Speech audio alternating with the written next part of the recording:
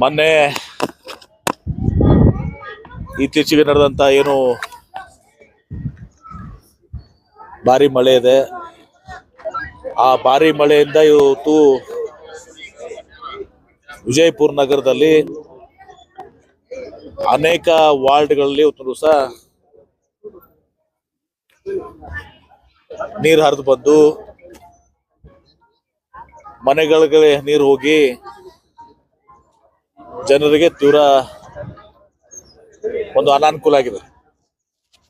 ನಾನು ಹೋದ ಬಾರಿನೂ ಕೂಡ ಈ ಸಲ ಇದನ್ನ ಇನ್ಸ್ಪೆಕ್ಷನ್ ಮಾಡಿದಾಗ ಆವಾಗನೇ ನಾನು ಕೆಲವೊಂದು ಸೂಚನೆಯನ್ನು ಕೊಟ್ಟಿದ್ದೆ. ಅದು ಭಾಗಶಃ ಇವತ್ತು ದಿವಸ ಆಗಿದೆ, ಭಾಗಶಃ ಆಗಿರಲಿಲ್ಲ. ಈಗ ನಾವು ಪ್ರಮುಖವಾಗಿ ಇಲ್ಲಿ ಏನು ಹೊರಗಡೆಯಿಂದ ನೀರು ಬರ್ತದೆ, ಈ ಬೇಗಂ ತಲಾಬ್ ಇರ್ಬೋದು, ಬೇರೆ ಕಡೆ ಹೊರಗಡೆಯಿಂದ ಇರೋದಲ್ಲ, ಆ ನೀರು ಇವತ್ತು ಏನು ಒಳಗಡೆ ಸಿಟಿ ಒಳಗಡೆ ಇದೆ. ಅಂದ್ರೆ ಈ ಕೋಟೆ ಗೋಡೆ ಹೊರಗಿನಿಂದ ನೀರೇನು ಒಳಗೆ ಬರ್ತದೆ ಅದನ್ನ ಅರೆಸ್ಟ್ ಮಾಡಬೇಕು, ನಾವು ಅದನ್ನ ಸ್ಟಾಪ್ ಮಾಡಬೇಕಾಗಿದೆ.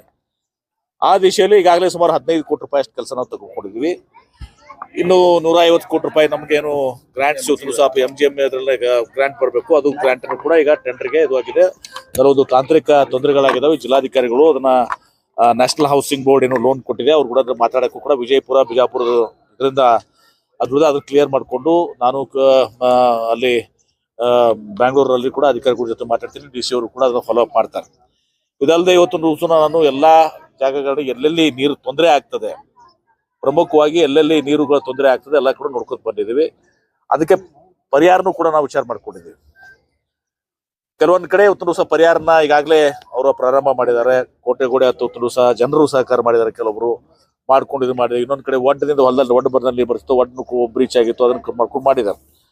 ಇನ್ನು ಕೆಲವೊಂದು ಕಡೆ ಶಿವಾಜಿ ಚೌಕ್ ಅಂತಲ್ಲಿ ಇವತ್ತು ದಿವಸ ಅಲ್ಲಿ ಲೆವೆಲ್ಸ್ 1.5 ಮೀಟರ್ ಹೈಟ್ ಇದೆ. ಅದು ನೀರಲ್ಲಿ ಬಂದಾದ್ಮೇಲೆ ಅದು ಮುಂದೆ ಲೆವೆಲ್ಸ್ ಹೈಟ್ ಆಗ್ತದೆ. ಅದಕ್ಕೆ ನಾನು ನಮ್ಮ ಬೆಂಗಳೂರಿಂದ ಕೆಲವರು ತಜ್ಞರನ್ನ ಇವತ್ತು ದಿವಸ 2-3 ದಿವಸದಲ್ಲಿ ಬರ್ತಾರೆ. ಅವರು ಬಂದು ಅದಕ್ಕೆ ಇವರು ಇಲ್ಲಿ ಇಂಜಿನಿಯರ್ ಸಜೆಸ್ಟ್ ಮಾಡೋದೇನು, ಅದನ್ನ ಒಂದು ಏನು ಹಾರಿಜಾಂಟಲ್ ಟನಲ್ ಮಾಡಬೇಕು ಅಂತ ಹೇಳಿ, ಅದು ಹಾರಿಜಾಂಟಲ್ ಟನಲ್ ಮಾಡಬೇಕು ಅಥವಾ ಇದ್ದ ಬಾಕ್ಸ್ ಅನ್ನು ಕೆಳಗಿಳಿಸಬೇಕು, ಅದನ್ನ ಪರಿಣಿತ ನಾನಲ್ಲ, ಅವ್ರು ಹೇಳ್ಬೇಕಾಗ್ತದೆ. ಅದನ್ನ ಒಂದು ಮಾಡಿಸ್ಲಿಕ್ಕೆ ಅದಕ್ಕೊಂದು ಎಷ್ಟು ಒಂದು 2 ಕೋಟಿ ಖರ್ಚು ಆಗ್ಬೋದು ಅಂತ ಇದೆ. ಹೆಚ್ಚಿನೂ ಆಗ್ಬೋದು, ಕಡಿಮೆನೂ ಆಗ್ಬೋದು. ಅದು ಎಸ್ಟಿಮೇಷನ್ ಆದ್ಮೇಲೆ ಇದು ಆಗ್ತದೆ. ಈಗ ಪ್ರಮುಖವಾಗಿ ನಾವು ಈ 4-5 ಕಡೆ ಏನೇನು ನೀರುಗಳು ಬರ್ತಾ ಇದಾವೆ, ಎಲ್ಲೆಲ್ಲೂ ಇವತ್ತು ಐಡೆಂಟಿಫೈ ಮಾಡಿದಾವೆ.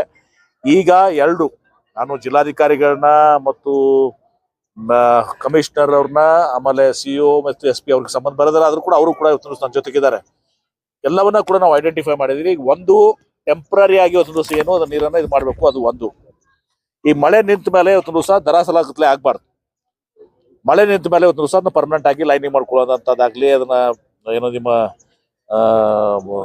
ಟ್ರೆಂಚ್ ಇದು ಮಾಡ್ಕೊಳ್ಳೋದಾಗುದ್ಲಿ, ಅದನ್ನೆಲ್ಲ ಪರ್ಮನೆಂಟ್ ಆಗಿ ಮಾಡಬೇಕು. ಮತ್ತು ಇದ್ರ ಜೊತೆಗೆ ನಾನು ಬೆಂಗಳೂರಿಂದ ಕೆಲವೊಂದು ಟೀಮನ್ನು ಕಳಿಸ್ತಾ ಇದ್ದೀನಿ. ಆ ಟೀಮ್ ಇವತ್ತು ದಿವಸ ಒಂದು ಸಮಗ್ರವಾಗಿ ನಮ್ಗೆ ಐಡೆಂಟಿಫೈ ಆಗಿದಾವೆ, ನಮಗೆ ಗೊತ್ತಿದಾವೆ ಇವತ್ತು ದಿವಸ ಏನೇನು ಆಗಿದಾವೆ ಅಂತೇಳಿ, ಎಲ್ಲೆಲ್ಲಿ ಇನ್ನೊಂದು ಪ್ರಾಬ್ಲಮ್ಸ್ ಅದಾವೆ ಐಡೆಂಟಿಫೈ ಮಾಡಿದ್ದೀವಿ, ಅದನ್ನ ಕೆಲಸ ಮಾಡಕತ್ತಿದ್ದೀವಿ.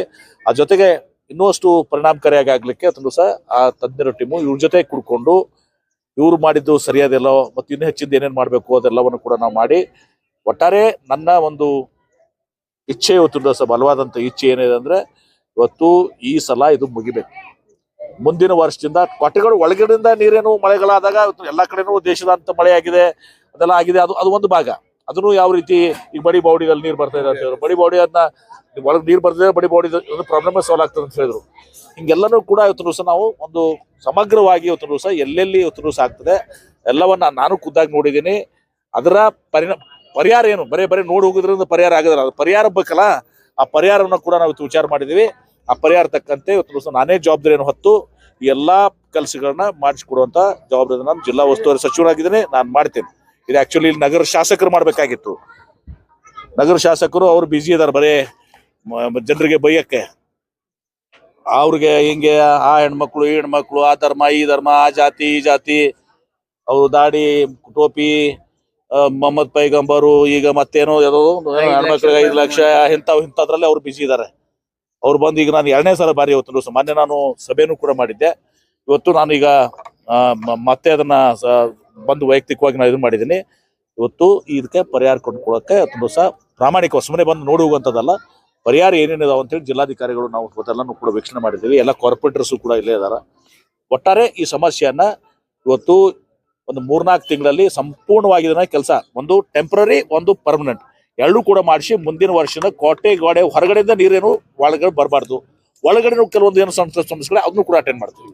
ಸರ್ ಪ್ರತಿ ಸಾರಿನೂ ಒತ್ತುವರಿ ತೆರವು ಮಾಡಿಸ್ತಾರೆ ಅಂತ ಹೇಳ್ತಿರ್ತಾರೆ, ಆದ್ರೆ ಹೋದ ಸರ್ತಿ ಅದು ರಾಜಕೀಯ ಒತ್ತಡದಿಂದನೇ ಒತ್ತುವರಿ ಕಡಿಮೆ ಬಂದಾಯ್ತು. ನೋಡಿ, ಒಂದು ಕಡೆ ಎಲ್ಲ ಇಲ್ಲ, ಒಂದು ಕಡೆ ರಾಜಕೀಯ ಒತ್ತಡ ಏನಲ್ಲ, ರಾಜಕೀಯ ಒತ್ತಡಗಳಿಲ್ಲ. ಕೆಲವರು ಕೋರ್ಟಿಗೆ ಹೋದ್ರು, ವಿಶೇಷವಾಗಿ ಇಬ್ರಾಹಿಂ ರೋಜಾದಿಂದ ಏನ್ ಬರ್ತಾರೆ ಅಲ್ಲಿ ಕೋರ್ಟಿಗೆ ಹೋದ್ರು. ಜುಮಾ ಮಸೀದ್ ಕೆಲಸ ಏನಾಯ್ತು ಅದು ಮಾಡಿದೀವಿ. ಕೋರ್ಟಿಗೆ ಹೋದ್ಮೇಲೆ ಒಂದು ದಿವಸ ಕೋರ್ಟಿಗೂ ನಾವು ಒಂದು ದಿವಸ ಹೇಳಿದೀವಿ, ಹೋಗಿ ಕೋರ್ಟಿಗೆ ಹೋಗಿ ಹೇಳ್ರಿ. ಯಾಕಂದ್ರೆ ಜಡ್ಜಸ್ ಕಾಲನ್ಯಾಗ ನೀರು ಹೋಗ್ಯಾವ, ಜಡ್ಜಸ್ ಮನೆಯಲ್ಲೂ ಕೂಡ ಹೋಗಿದಾವೆ, ನವಬಾಗ್ನಾಗ ಎಲ್ಲ ನೀರು ಹೋಗಿದಾವೆ. ಹೀಗಾಗಿ ಕೋರ್ಟ್ ಇದರಿಂದ ಸ್ವಲ್ಪ ಸಮಸ್ಯೆಗಳಾಗಿದ್ದಾವೆ. ಮತ್ತು ಕೆಲವು ಕಡೆ ಒಂದು ದಿವಸ ಅನುದಾನದ ಕೂಡ ಒಂದು ಕಡೆ ಮೊನ್ನೆ 80 ಲಕ್ಷ ಬೇಕಾಗಿತ್ತು, ಬೇರೆ ಹೊಂದಾಣಿಕೆ ಮಾಡಿ ಇಲ್ಲೇ ಕೊಟ್ಟಿದ್ದೀವಿ. ಈಗ ಶಿವಾಜಿ ಅದ್ರ ಹತ್ರ ಏನ್ ಮಾಡ್ಬೇಕಾದ್ರೆ 2 ಕೋಟಿ ಖರ್ಚು ಬರ್ತದೆ, ಅದಕ್ಕೆ ಅನುದಾನ ಕೊಡಿಸ್ಬೇಕಲ್ಲ. ಅದಕ್ಕೆ ನಾನು ನಗರಾಭಿವೃದ್ಧಿ ಸಚಿವರು ಸುರೇಶ್ ಬೈರೂತಿ ಜೊತೆ ಮಾತಾಡ್ತೇನೆ, ಅವಶ್ಯ ಬುದ್ಧ ಮುಖ್ಯಮಂತ್ರಿಗಳ ಜೊತೆ ಮಾತಾಡ್ತೇನೆ. ಈ ಎಲ್ಲದಕ್ಕೂ ಎಲ್ಲಿನೂ ಕೂಡ ಹಣಕಾಸಿನ ತೊಂದರೆ ಆಗದಂಗೆ ನೋಡಿಕೊಂಡು ಟೆಂಪ್ರರಿ ಮತ್ತು ಪರ್ಮನೆಂಟ್ ಈ ಎರಡನ್ನೂ ಕೂಡ ಮುಂದಿನ ಫಸ್ಟ್ ಈಗ 1 ತಿಂಗಳಲ್ಲಿ ಎಲ್ಲ ಟೆಂಪ್ರರಿ ಮುಗಿಸ್ಕೊಂಡ್ಬಿಡ್ತೀವಿ. ಮುಂದೆ ಅದ ನಂತರ ಮಳೆನೂ ಕಡಿಮೆ ಆಗ್ತದೆ, ಯಾಕಂದ್ರೆ ಮಳೆ ನಡೆದಾಗ ಇದನ್ನ ಪರ್ಮನೆಂಟ್ ಕೆಲಸ ಮಾಡೋಕ್ಕಾಗಲ್ಲ. ಆ ಶಾಶ್ವತ ಕೆಲಸನೂ ಕೂಡ ನಾವು 6 ತಿಂಗಳಲ್ಲಿ ಮುಗಿಸಿ ಮುಂದಿನ ವರ್ಷದಿಂದ, ಇದು ವೈಯಕ್ತಿಕ ನಾನು ಜವಾಬ್ದಾರಿ ಬರ್ತಾ ಇದ್ದೀನಿ, ಮುಂದಿನ ವರ್ಷದಿಂದ ಹೊರಗಡೆ ನೀರು ಯಾವುದು ಕೂಡ ಒಳಗಡೆ ಬರಬಾರ್ದು, ಒಳಗಡೆನೂ ಕೂಡ ಸಣ್ಣ ಪುಟ್ಟ ಕೆಲಸಗಳನ್ನು ನಾನು ಮಾಡುವಂತ ಮಾಡ್ತೇನೆ. ಇನ್ನಷ್ಟು ಸುದ್ದಿಗಾಗಿ ನಮ್ಮ ನ್ಯೂಸ್ 11 ಕರ್ನಾಟಕ ಚಾನೆಲ್ಗೆ ಲೈಕ್ ಮಾಡಿ, ಶೇರ್ ಮಾಡಿ, ಸಬ್ಸ್ಕ್ರೈಬ್ ಮಾಡಿ.